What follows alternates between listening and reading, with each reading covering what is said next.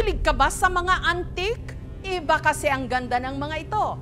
Classic at sumisimbolo sa ating sining.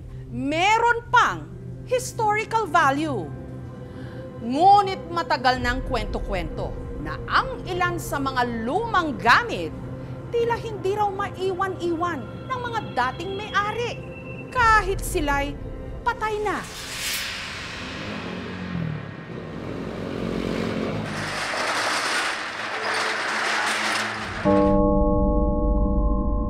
Kadalasan nangyayari yun sa gabi. Marami sila dito. Na may nakaupo doon, mayroon dito. Ramdam mo na, parang may nakatingin sa'yo. Parang may kumakalampag sa loob ng kabanit. Tumitingin ako sa lang. Yun yung babae na yun na parang bugto yung mata. Pag malapit na po akong bababa sa hagdan, babae lang po nakita ko. Parang wala siyang ulo.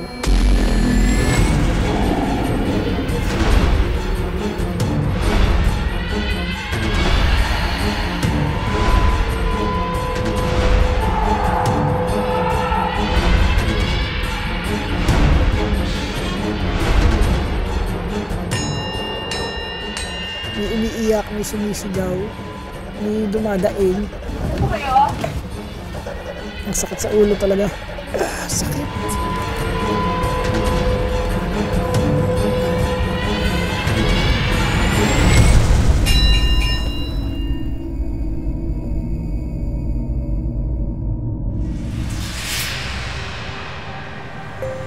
Sikat sa mga kolektor ang antique shop na ito sa Quezon City na binuksan taong 1990. Dito kasi nakapwesto ang samut-saring mga nagbebenta ng mga antigo. Sa second floor, makikitang hile-hilera ang mga stall kasama na ang antique shop ni JB. Ito, pinakaluma ito na cabinet turntable, mga 50s. Yung iba dyan kasi namatay niya mga magulang nila. Tapos mga bata walang hilig eh. Pag nabinta yung bahay, binibintan nila mga gamit. Pero madalas daw na may kakaibang nararamdaman dito. Minsan mayroong mga boses. Paniniwala ni JB, ang ilan sa kanyang mga ibinibentang gamit may lamang espiritu. Gaya ng vintage doll na ito na pinangalanan niyang baby girl. Nabili ko yan sa isang bahay eh. Nasabi sa akin na may laman nga espiritu ng bata. Kaya matapang daw yung mukha. Mabait naman daw. Nilagyan ko siya lagi ng pagkain para matutuwa siya. Tapos ito pumaypay niya. Sabi ko na lang sa kanya, bantayan mong stock ko. Ka pa ba uwi? Sige, mauna ka na. May naayos pa ako eh. Wala na ako. Okay, ingat ka. Matagal kong hindi siya napapansin kasi minsan busy rin ako eh. Nag-tatampo siguro.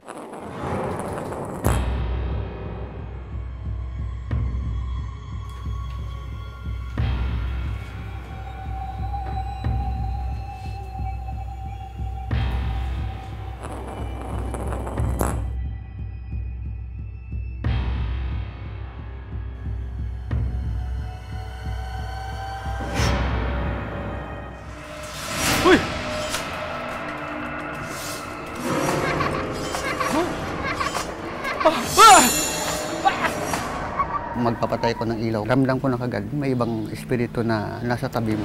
Huwag niyo na akong hintayin, ha?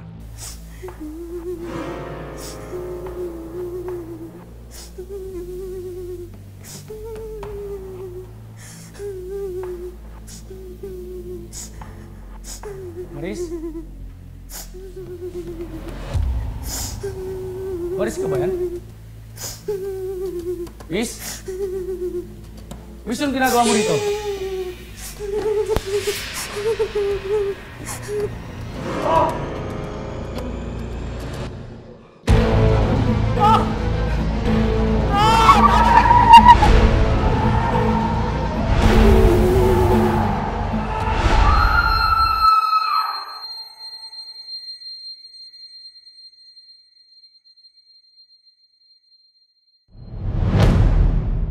Ano ako dito, yung agimat may dasal yun. Protection lang din naman sa mga masamang espiritu. Habang ipinapakita ni JB ang itinuturing niyang proteksyon, may nahagip na ibang boses ang kamera na parang may sinasabi, pakinggang mabuti. Mas, mas okay ang pakiramdam ko.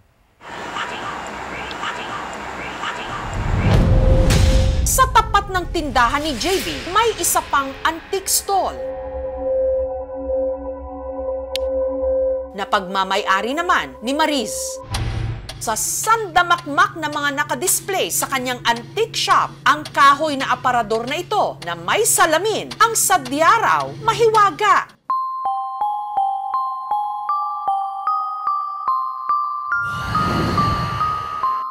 Tinitingin ko dito kung may tao, wala naman. Yun yung babae na yun na parang bugto yung mata, parang galing sa iyak. Malungkot siya, parang may gusto siyang nanghingi ng tulong. Ayan na, tumitingin lang din, parang ganun lang, ordinary lang mukha niya. Hindi niya nakikita. Ayan na.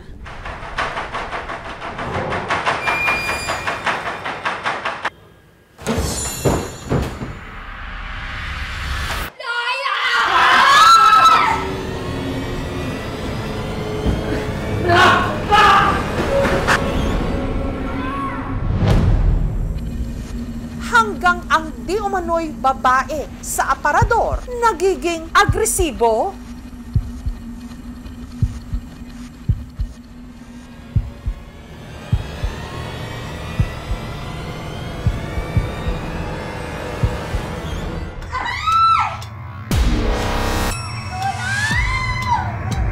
Parang biglang hinihila, parang pinaglalaroan.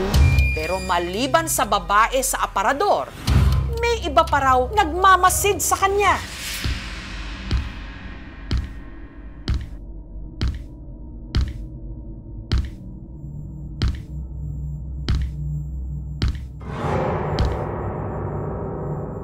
Ako pa lang yung magbubukas. Parang may naghihintay na anak sa mismong hagdan.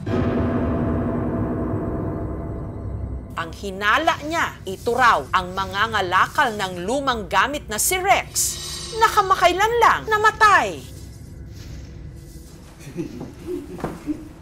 Ginulat mo naman ako, Rex. Akala ko multo na. Bago naging antique shop, ang ikalawang palapag ng building, dating boarding house nung dekada 90, kung saan daw labandera dati si Marites. Ito, ginawang kwarto-kwarto nga, ma'am. Siguro nasa 30, pati sa taas. Noon pa man, meron na raw mga tila maliligalig na kaluluwa sa palapag na ito. Hindi naglalaba po ako.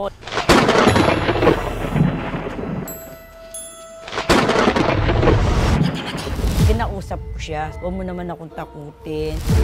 Hanggang taong 2000, ang mga dating kwarto tinanggal at ginawa ng stall ng mga antique shop dahil wala ng mga nagre-renta kung saan siya dating naglalaba. Si Mato, naglalako na lang ngayon ng pagkain sa mga stall owner. Bili po kayo suman? Ate? Ate, bili kayo suman? Ate?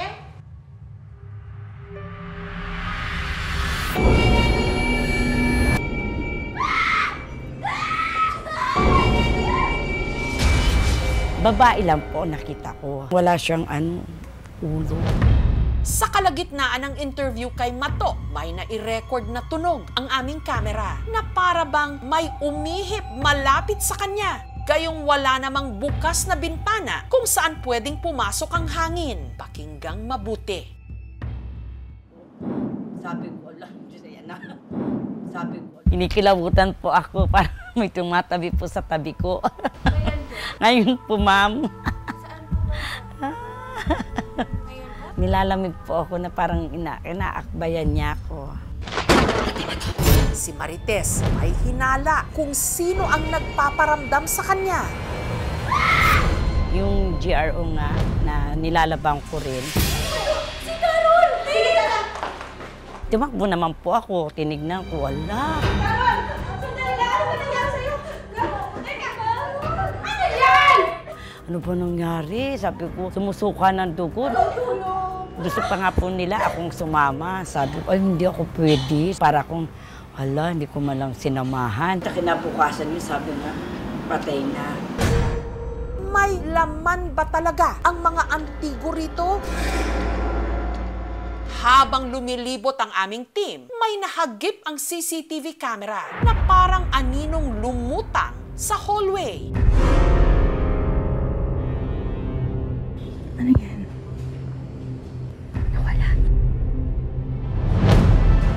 para mag-imbestiga sa di umano mga pagpaparamdam. Sa araw na ito, ang customer nila sa antique shop, ang paranormal researcher na si Ed Kaluwag. Si Ed walang kahit anumang impormasyon kung ano sa mga gamit sa antique shop ang pinaniniwalaang may laman na espiritu. Meron po bang pangyayari na parang may biglang gaganon sa inyo dito? Bakit po, nung in-interview po ako, may umano sa akin.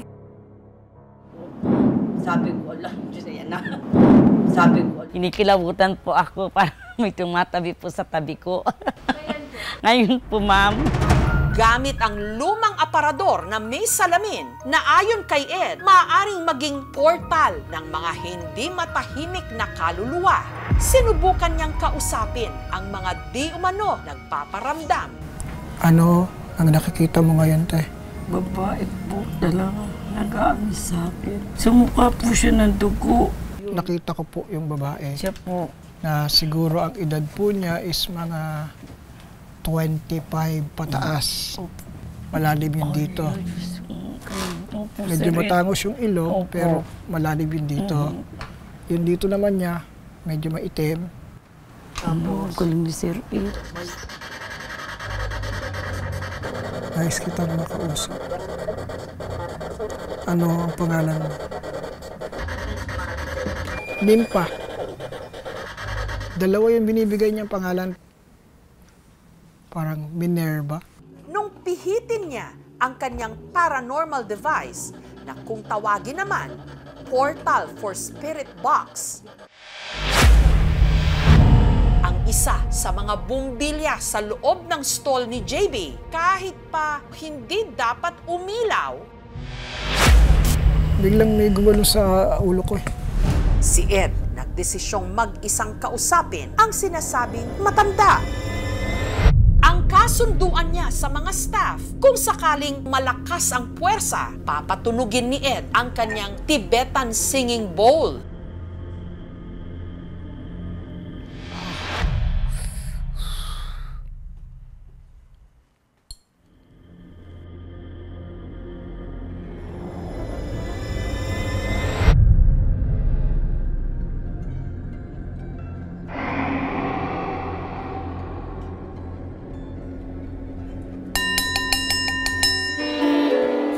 Merong biglang humawak ng paa ko.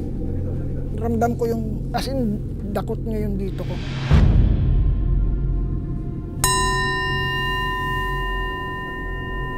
Gantong mata yung nakatingin sa akin kanina.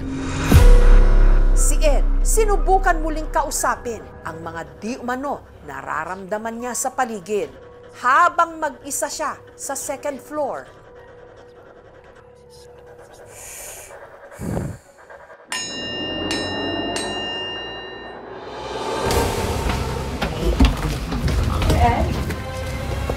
May sabay-sabay na sumisigaw sa tenga ko.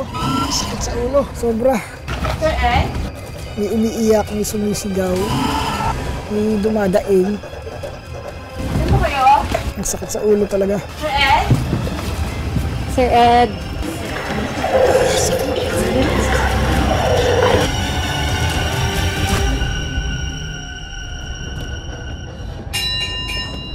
May bulong ng pangalan, sabi Maris, Maris, Maris. Meron ka bang kilalang lalaki na nagkaroon ng connection sa'yo na namatay na?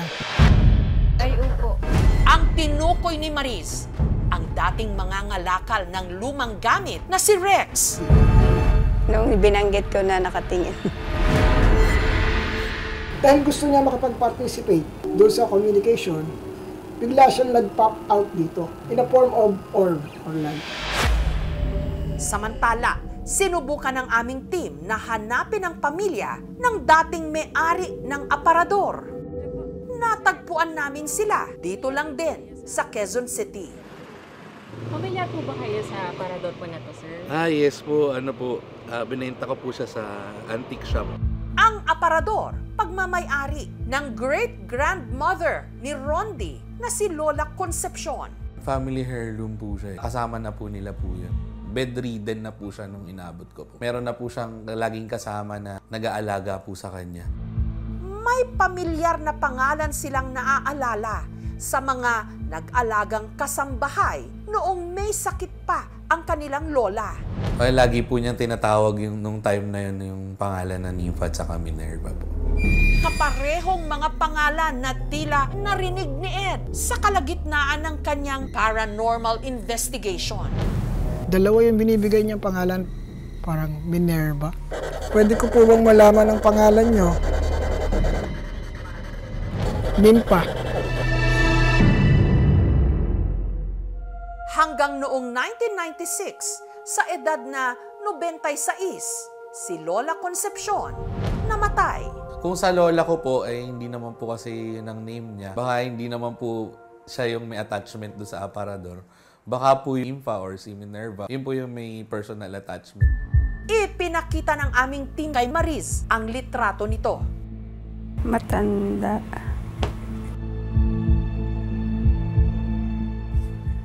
Parang ito yatang nakaupo. Kasi yung buhok niya medyo maiksi. Si Rondi, muling pinuntahan ang antique shop kung saan niya ibinenta ang lumang aparador. Na baka dahil sa gamit, parang ayaw niya ipabenta. Yung ganyan, mahal naman niya yung gamit. Pasensya na po siguro kung naibenta ko po ito. Pinagdadasal ko rin po yung medyo na-attach din po na nakaluluwa po na dito sa aparador.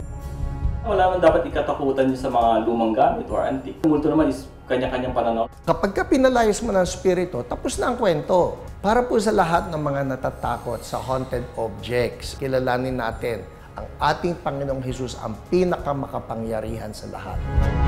Bawat lumang gamit, may naiiwang enerhiya at kwento tungkol sa mga dating nagmamay-ari nito kahit wala na sila rito sa mundo.